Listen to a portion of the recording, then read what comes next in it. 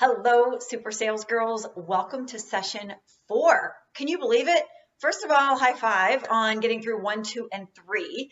So welcome to session 4. You're going to be very glad that you're with us here today because you're going to walk out of here with confidence to take action on your business. If you say, hey, Tiffany, I'm not lacking confidence, then you're going to walk out of here with focus. If you're busy, you've got the confidence, but you feel like it's the busyness that's pulling you in, then you're going to walk out of here with the confidence to take action on your business. But it all comes down if you are ready to make that choice. Quick joke. How many sales trainers does it take to change a light bulb? Well, there will never be enough sales trainers if the light bulb doesn't want to be changed. So if you're ready to take action, you are in the right place. Okay, so 3 things that we're going to be doing today. Number 1, we're going to be going over the rules of the game. I know that first session, they're great to learn and they're great to think about. Now we're going to start testing and asking, how well are we living them? Because that can make such a big impact to what you get out of this program. Number 2, we're going to redefine sales. I want to blow your mind with the potential and all the positives that actually go into sales. And number 3, we're going to get you ready for more R in your true selling. Loads and loads of R today. We're going to really hang on to that. So here we go. Okay, so rules of the game. If you haven't done your wiffle yet, make sure you go ahead and push pause and do your wiffles, but you've probably already done that. So rules of the game. What was our first rule of the game? 100% participation. 100% participation.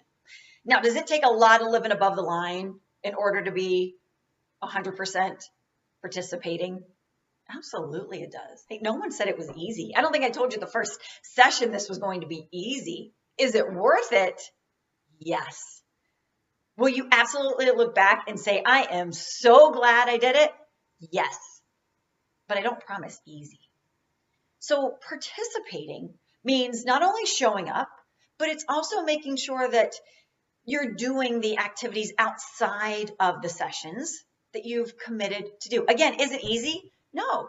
And it might not be easy because 1, you're scared to make the phone calls. It might not be easy because you don't feel like you have the time. And it might not be easy simply because you're tired from everything. I get it. I'm with you. This is where a super sales girl is different though. So many of you may or may not know, but I also have a adjunct position at ASU. I work in their entrepreneurial and innovation division. Fascinating group to be part of. Number 1 in the country, number 1 in the country. Harvard and MIT are 2 and 3. So just got to get that plug in there for ASU. But here's what was interesting to me. I sat in this meeting on Friday with the head of the division, and we had our group of mentors that were in the room, and she said, you'll probably notice that we don't have all of our mentors here. We didn't know if they were just absent or what was going on. She said that there are some people who weren't invited back because they never responded to her. Can you imagine? This woman is the head of the division. We sign a contract, and yet there were people who wouldn't respond to our emails, didn't respond to our monthly check-ins, would never attend mandatory meetings. They just disappeared. They never responded. And I'm sure this is not happening here, but I can't go any further without at least bringing it to light because this is so common in our world right now. I'm not saying it's right, but I am saying it's wrong of what goes on. Too many people don't follow through with the commitments they have made. And hopefully nobody here is in that situation because you are super sales girls. Super sales girls are not normal. Normal people RSVP and don't show up for something. Normal people don't respond to outreach from other people, but not super sales girls. No, super sales girls respond. Now, maybe the response needs to be different because plenty of people with Tracy, the woman at ASU, if she asks for something with the deadline of Friday, they could have responded and said, Tracy, I can't do it Friday, but it'll be done next Tuesday for you. You know what Tracy would have said? Great. Great. You're still on board. Wouldn't have thought twice about it. And I know that it can be frustrating sometimes when a hostess doesn't get back to you or cancels a show or people don't show up. So we're on both, we can fall to be on both sides of this. But this is where super sales girls hold themselves to a very high standard and not being like these people at ASU. You hold yourself to a standard of always getting back to people like you've committed to do. And if you can't, that's okay. Renegotiate it. Hey, I know I said I'd get back to you by Tuesday. I've been, schedule has changed. I'll get back to you on Thursday or Friday, whatever it is. But no communication is not acceptable. No communication is what's normal. Super sales girls are not normal. Okay, so 100% participation. Make sure you are living it. Ask yourself if you are in it at 100%. Okay, so 2 and 3 of our rules of the game. Remember, number 2 is to have patience with yourself. You're trying new things. You're putting all you can into growing, so have patience with yourself. It doesn't happen at warp speed. It'd be great if it did, but of course, that'd be easy. Anything worthwhile is not easy though. So have patience with yourself. Stay in the game. That's the most important thing you can do, is to stay in the game, keep participating at 100%. All right, and number 3 is to GDP. Something doesn't work, get up, dust yourself off, and press reset. If you failed, you made a call and they didn't call you back, great, get up, dust yourself off, and press reset. Remember, I want you to celebrate big failures. I want you to celebrate that you reached out to 100 people and didn't get any calls back, because I really doubt that that's going to happen. If you hit that level of activity, you're going to see the responses come in on their own time. It's not your time. It has to be on their time. That's why your outreach is so important. So something doesn't work, you feel like you didn't go exactly the way you wanted, get up, dust yourself off, and press reset. The more times you press reset, clear your mind, keep going, the faster you're going to see results. Okay, so there's a definition of sales out there, and a lot of people will fall into this. Maybe you don't, and if you don't, that's fantastic. But a lot of people think of salespeople as pushy. And many times people think, well, I don't want to be pushy. Well, let's talk a little bit about what sales really means. Definition of sales, well, a super sales girl's definition of sales is helping others get what they want. It's helping others to get what they want. Well, how do you go about helping others get what they want? You have to get to know them and understand what they want and need, and then you can deliver that. Pushy can happen when you don't understand what somebody wants. For instance, if you've just met somebody and all of a sudden you're inviting them to a show or to host a show or to come in personal shop, yeah, they might step back and go, whoa, because it is pushy. You haven't identified any need. But once you identify a need, then you've got that golden nugget to move forward in order to make a sale. But if you haven't identified a need and you try to start selling, you know what? I agree with you. It is pushy. So it's having this conversation. We're going to talk about that a lot today, because sales is like this magical connection that happens when something that somebody wants is matched up with something you can provide them. And until a sale happens, there's no business going on. You're building a relationship. You're making new friends. And then once you hear that there's a need, now you can start to talk about how you can help them with that need. Zig Ziglar says that sales is the hardest high-paying profession or the easiest low-paying profession. Take your pick. Which side do you want to be on? If you want it to be easy, then it'll be easy, but you're not going to make many sales. If you want to get big results, yes, there is going to be work that goes into it. Yes, you are going to feel uncomfortable. Yes, you are going to be unsure. Yes, you are going to have to make choices of what to do with your time. And yet this side is going to change your life. It's going to change who you are and change how you deal with everything in your life when you understand that communication piece and helping people get what they need. And when you see true there at the top of your page, let's write down again what true selling means, because a super sales girl is bringing out the power of you, the true power of you. The secret sauce, remember, is you. So true. The T is for thinking, right? You're here today. You're going to be thinking about your plan. You're going to be thinking about what actions you're going to take. And then you got to launch and do it. So the R is for reaching out. Whatever your mode is to do it, you need to reach out to people and get their attention. Otherwise, they're not thinking about you. And I mean this in a very respectful and nice way. But the clients that I have weren't thinking of me until I reached out to them. Okay, so reaching out and then relating to them. We're adding another R here. How to relate to them. And when you relate to them, you start to go down to you, which is understanding them. Our role playing and our discussions today are going to really focus on relating and understanding others. A key point in sales. Ready? You don't want to be pushy, and I agree. So the antidote to being pushy is understanding what somebody needs and then providing them with that solution and those products that will fulfill that need. And then finally, E is executing, taking action on it, and evaluating what's working, what's not working. So all four of these are constantly in motion. And as long as there's motion, you're going to get results.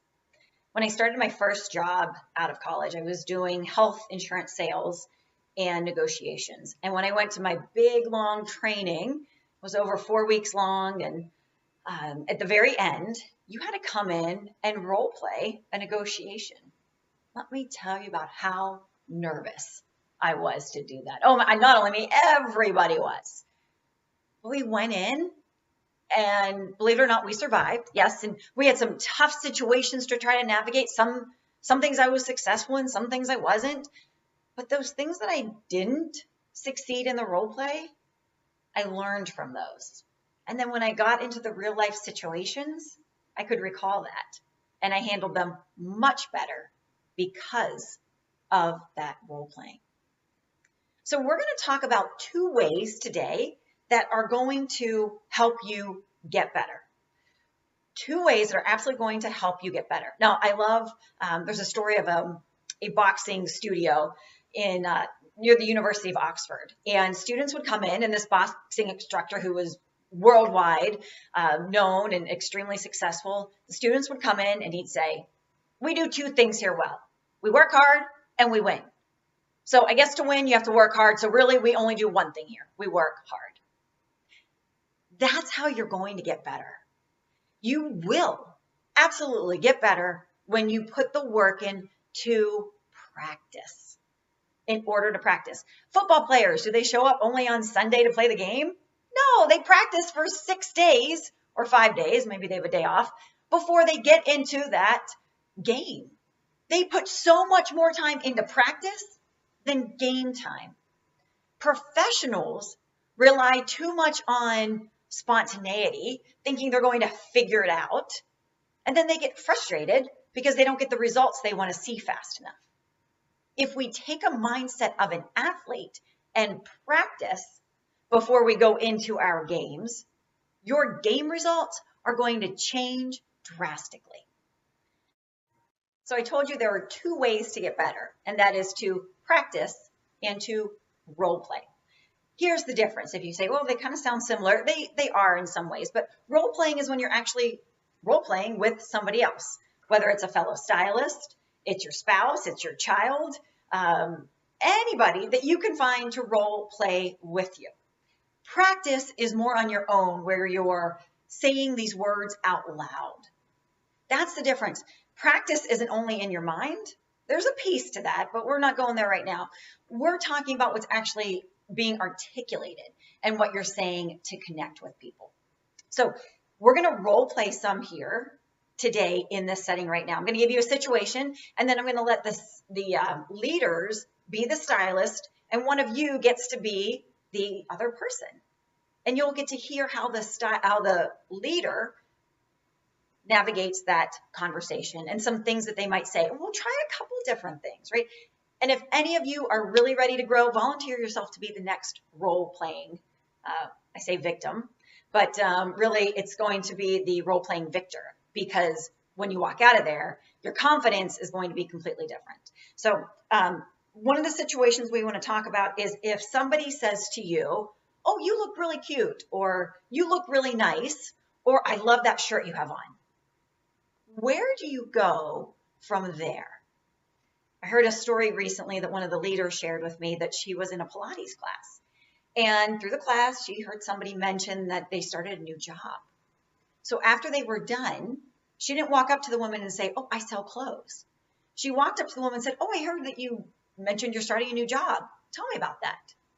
And it opened up the conversation, which then eventually led to the need for her to purchase new clothes, and she was getting back to work. And then they set up a one-on-one appointment. But it doesn't happen immediately. You've got to build these bridges in order to provide your solution. So let's push pause. And the one that we want to tackle right now is, oh, you look nice. You always look great. When you receive a compliment, how do you handle that in order to open up a good nugget that you can then seize and hopefully move this woman forward? Okay, so the second piece that we want to role play today is hostess coaching. Because I hear many times there's a frustration in that, yes, you get the show booked, and then it's a low attendance. So that hostess coaching, and let me tell you, I've been on the other side of hostess coaching. I have been coached. So I understand how that person receives it, and how you deliver this can be very impactful. The confidence you have in helping her have an amazing show. And remember why you're doing it. Go back to why you're doing it, and that needs to be part of that hostess coaching. So go ahead, we're going to pause, and you guys can role play hostess coaching, effective hostess coaching. Okay, so let's recap on where we should be at this stage in the game. You should now have a different perspective about practice and role playing. And if you're still thinking, oh, I don't want to do it, well, stop it. We want you to get better. We need this practice and role playing in order to get better. I role play still. I will role play conversations that I know that are going to be difficult. I'll talk things out. And my daughter, who's 7, will say, what are you talking about, Mommy? Are you talking to yourself? You need to get it out. Don't smoke the hopium, just hoping that things are going to work out. Okay. No more hopium, practice and the role plays. And then come to your leaders and let them know, hey, this is where I'm getting hung up. They are not mind readers. Okay. Let them know where you're getting hung up, and they will help you get through it with practice. Then you get out there and you play the game. Because let me tell you, the fun part is playing the game. The practice might not be all that fun. Okay, I don't expect it to be. That's the hard work part. Role playing, hard work part. Playing the game is what fun. Go out, talk to your friends, make new friends, make these relationships deeper, ask questions, and listen. You cannot listen when you're doing all the talking. Confidence shows when you are listening. In fact, people who talk a lot, I really think they're the least confident, because they feel like they've got to fill the space and they've got to share all the stuff about you, about themselves. People who are confident listen and then ask the right questions. You can do it. Put those listening ears on. Be aware of what's going on around you. There are women everywhere. There's never been a better time to be a cabbie stylist. Spending is at an all-time high. This is a fantastic time. If you're in tune with it, set that RAS. Remember your reticular activating system. Set your RAS. Women are everywhere. And I know that you believe in this product. I know you love this product. I do too. So your role is to go out and share it with as many people as you can in the right way. without being pushy. And you're going to have so much fun and get these sales and new hostesses that you're going to build amazing relationships with. So that's it. That's all we've got for today. Role play, practice, take action. That's what 100% participation looks like. And that is a super sales girl.